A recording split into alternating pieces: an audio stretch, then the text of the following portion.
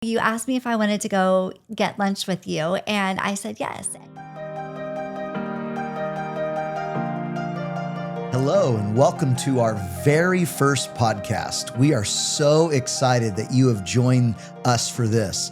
Christy and I have been married for 25 years this summer, and we've been in ministry for almost as long. So I'm super excited to have these chats together where we can talk about marriage. We can talk about singleness in our lives. Before, obviously, we were married. We were youth pastors for many years, so watching kids grow up and doing it the right way and the wrong way. We got 3 kids of our own that are 22, 20, and 18, and so love to talk about, parenting as well, and then just going deeper into the studies that we're doing together and as individuals. But we wanted to take this first one just to introduce ourselves. So I'm Christy. Yes, that's how it is. I'm Christy. I'm Jason. This is my beautiful wife, Christy. And Christy, why don't you tell us a little about yourself? Like, where did you grow up? Where you from?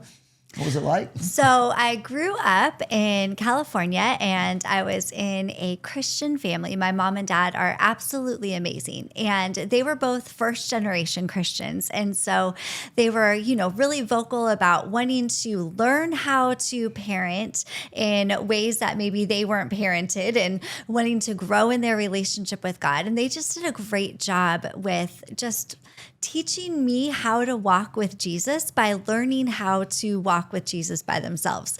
And my dad was a pastor, and my mom was children's ministry director. And so I'm a pastor's kid, and just really loved Jesus from a little age, and yet at the same time, definitely had to find my own relationship with God in the sense that, the daily struggles of just being a teenager and what that looks like. And you can raise your kid in a perfect environment, and they still aren't perfect. And so I had to find my own relationship with Jesus. And I felt like God brought that about in my heart when I was about 15 and a half, and really just fell in love with him through, a camp that I was at and a missions trip that I went on. And so it was a sweet process, and Bible college, and wanted to be a pastor's wife, and found my amazing, sweet husband. And yeah, I'm living the dream. I don't know about that, but I know I didn't grow up. I'm not a pastor's kid.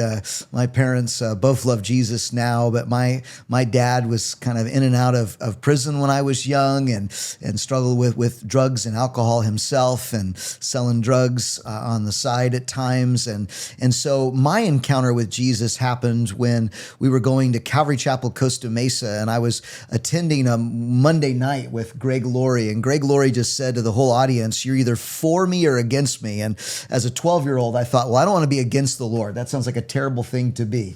And he said, walk forward if you want to give your life to Christ. And that's how it started with me, just wanting to not be against the Lord. And my life growing up, I didn't really want to be a pastor. I wanted to be a professional golfer, and things were going well in that pursuit for a while. But my mom was teaching Sunday school, and I was kind of like her helper, getting crayons for the kids and doing that kind of stuff. And then she was in a car accident, and she couldn't teach. And I called the church and asked, could I fill in for her? And I thought they were going to say no. But, many years of running churches, I found out that if you're not a child molester, we'll let you do children's ministry. We'll check you, make sure you're good. But if you're willing and you're not a danger, we would love for you to do children's ministry. And so they said yes. And I had no idea, though I had helped my mom for so long.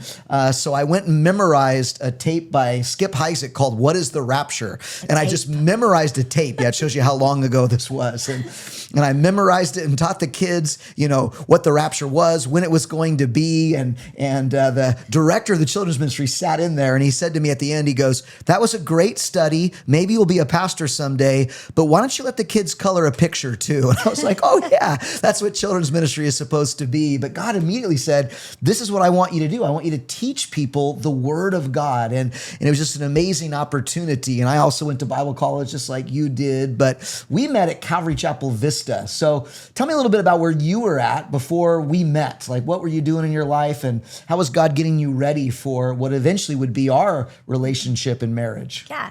So I grew up, and I went to high school at Calvary Chapel Vista. And then when I graduated, I was going to Bible college at nighttime, and the school offered me a job there during the day. And so I loved teaching too. And it's funny because mine kind of began in children's ministry as well, because my mom was children's ministry director over a church that had 3 services. And so whenever a teacher didn't show up, she would throw her kid, me, into the classroom to watch the kids, to teach the kids. And it just became something I loved. I loved relaying Bible stories. I loved watching people get it. I loved, just the excitement on the kids' faces. And so I loved teaching. And then it got to the point too where when I was in school at Calvary Chapel of Vista, every Friday morning, women's ministry would take place. And we had to move our classrooms all around to make room for all the women's ministry groups and classes that had to take place as well. And I remember always thinking that looks so exciting and so fun, and I would love to teach women's ministry someday. And I actually remember a few times I ditched classes on Friday morning to sneak into the sanctuary to hide in there for women's ministry. And it was just so exciting and so fun. And so it was just something that I wanted to be a part of my life, and just praying about what God wanted to do. I was going to, like I said, Bible college at nighttime, working at the school at Calvary Vista during the day. And my sister was in the high school group, and she kept telling me about a high school pastor that she thought I would really like and how cute he was, and that was you. So that worked out perfect. I thought you were going to tell a story about somebody else. No, that was you. Hey friends, we'll get back to the podcast in just a minute, but we wanted to take a second just to say thank you so much for your support in all of this. Yeah, from the bottom of our hearts, thank you so much for joining with us in this journey. And whether that means for you that you just tune in faithfully and watch, whether it's the brand new studies on the website or whether it's the new podcast that comes out every week, thank you for doing that. Thank you for praying for us. We certainly need this ministry undergirded with prayer. But obviously another way that you can join with us and support us is to financially support this ministry. If you go back to the homepage, there's a giving page. And the reality is we have a legitimate 501c3 that we've started to be able to get your tax deductible donation at the end of the year. So just prayerfully consider joining with us so we can see this ministry and the teaching of the Word of God and these podcasts reach as many people as possible. Thank you so much. Make sure you subscribe. Make sure you turn on your notifications so that you can get all the latest information coming from this ministry. God bless you. And now back to our podcast. And my sister was in the high school group, and she kept telling me about a high school pastor that she thought I would really like and how cute he was, and that was you. So that worked out perfect. I thought you were going to tell a story about somebody else. No, that was you. So that's good. There are other stories, but I won't tell those. So, and I just remember wanting to not just get married and have kids and to live our own lives for ourselves. I wanted to marry someone who wanted to love Jesus and serve him as much as I did. I just wanted someone who knew that Jesus was the greatest and the most amazing, and who was ready just to give our lives entirely to him for his use and however he wanted to do that. And so that was kind of my heart where I was at. There were different guys who would ask me out, and yet I would just pray. And I had honestly so many boyfriends in junior high and early high school. And I just remember when God I'm not the first person you dated? Yes, you are. So I'll tell you guys that podcast later. But no, I wish. But when God grabbed a hold of my heart, when I was about 15 and a half or 16, like I said, my relationship with guys were really one of the things that he began convicting me on. It was something where I wanted to live a pure life with someone, like I said, who I could serve him with. And so I just prayed in that moment, and I said, God, I don't want to date another guy until he's the husband that you have for me. And so there were guys, that would ask me out, and I would just pray like, Lord, is this what you have? And it was always a no. So then it was adorable, because the day that you came and asked me if I wanted to go get coffee, I saw you coming, and I felt like God said, before you even got there, do whatever he says, like say yes to whatever he asked you to do.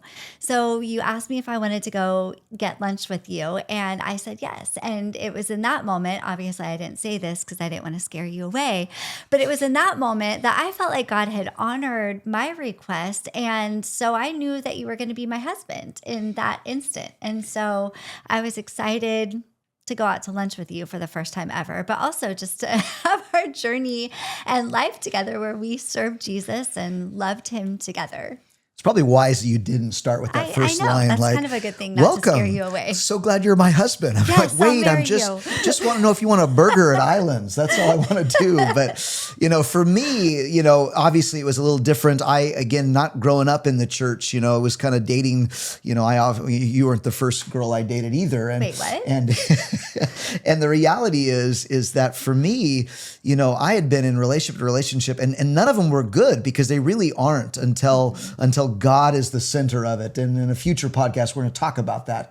God getting you to the right person and how to be single in that moment. But for me, it had just been a problem after problem after problem after problem. And I was an intern at Calvary Vista and I was fixing desks in a classroom. And the teacher that you worked for just said, have you ever met my aide? Have you never noticed my aide? And I tried to play it off like nonchalant. I was like, no, I had no idea. But I knew exactly who you are. You're the cute aide. And so like I was determined to meet you, especially when she said she's not here.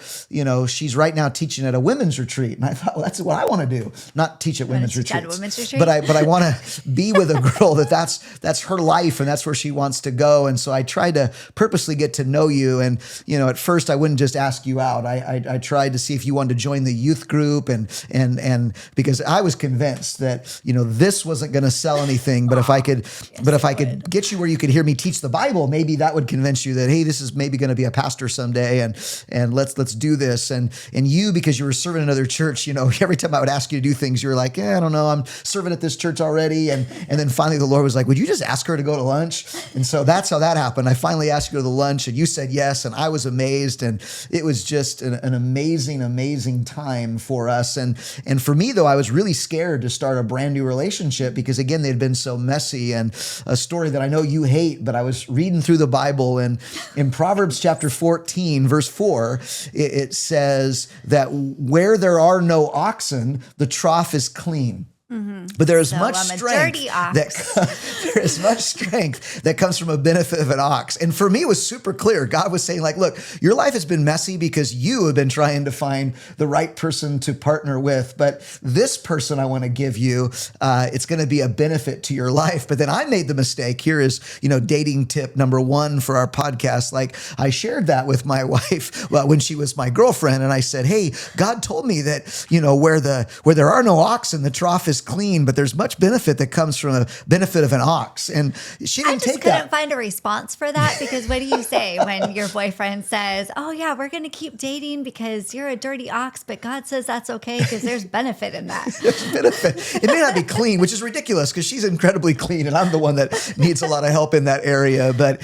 it has just been this amazing experience, for us to fall in love and to get married and then to serve the Lord together. First, me as a youth pastor and you serving the high school girls that are there. And then we moved to Texas and started a church out there, came back to California and did some assistant ministry. And then, spent almost 10 years at the Garden Fellowship ministering together. And just recently starting this new walk of faith where we're just going to see what the Lord has for us next. And more importantly, getting to do ministry together. We had that couple year season, if you don't know, that my wife developed this sickness, kind of an anaphylactic reaction to the desert. And it wasn't just when it was 125 degrees outside. I think all of us have an anaphylactic reaction to that, but it was beautiful in the winter time. And so for a couple of years, I tried to drive back and forth. I would go out there and do staff meeting and do work on Wednesdays and Thursdays and Wednesday night service and teach the Saturday night service and the